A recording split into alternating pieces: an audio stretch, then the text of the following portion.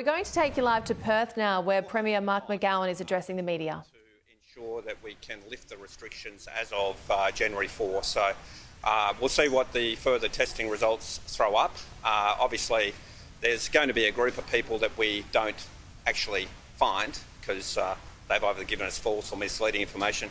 Perhaps some of them have left the state as well, so that often happens. So we don't exactly know where a very small proportion of these people are. So hopefully we'll be able to lift restrictions on January 4, on Tuesday I think that is, but we'll wait and see what happens. What's being done to find the close contacts? Everything. Police are working very hard to try and find these people. So phone calls, checking where they might be living, all those, contacting their friends, all those sorts of things are going on. Was the information they provided upon the check-in app obviously deliberately false in some cases? It's hard to know. It's hard to know. I don't think it was that extreme, but obviously, look, some people, these are young people and they're backpackers, so they move around. So some of them, as I said, may well have gone east already. Some may, run out of battery. These are these sorts of things that happen. Others might have provided a wrong number or something like that. Whether it was deliberate or not, we don't know. Are they in trouble? No, they're not in trouble. We don't want to proceed down that route. We just want to get them tested. So we're just saying to people, please come and get tested. You're not going to get in trouble. Just do the right thing.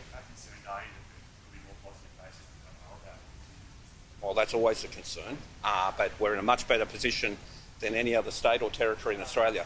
Over East, they have thousands of cases each day. We have 2. So we're in a much better position. Hopefully, we can be confident that we've eliminated it by next Tuesday. We can get back to normal, at least for a month, but we'll wait and see.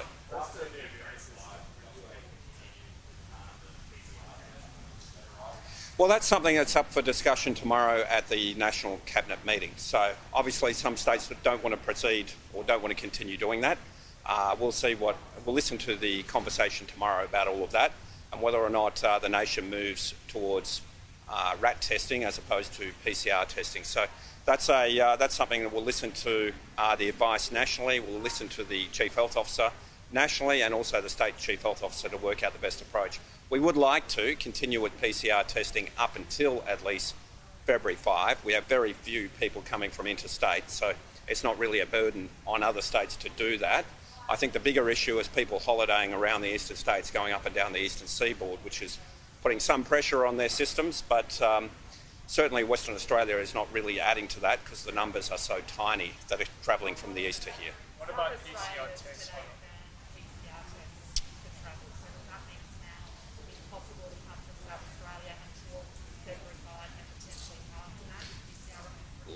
We're going to work through that. Obviously, if someone goes in to get a PCR test, it's up to them as the reason they give to get their PCR test.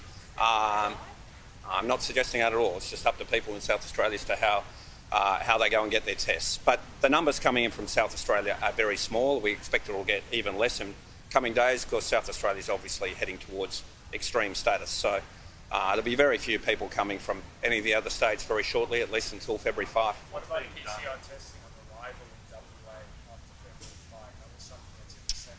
Yeah. Something to review. Is that likely to be scrapped? No, I think that would be something that would continue. But look, it's a moving feast. One of the advantages of waiting till February 5 is we can see what happens in the other states. I know I got a lot of criticism for waiting. Everyone lots of media and other attacks on us for waiting longer.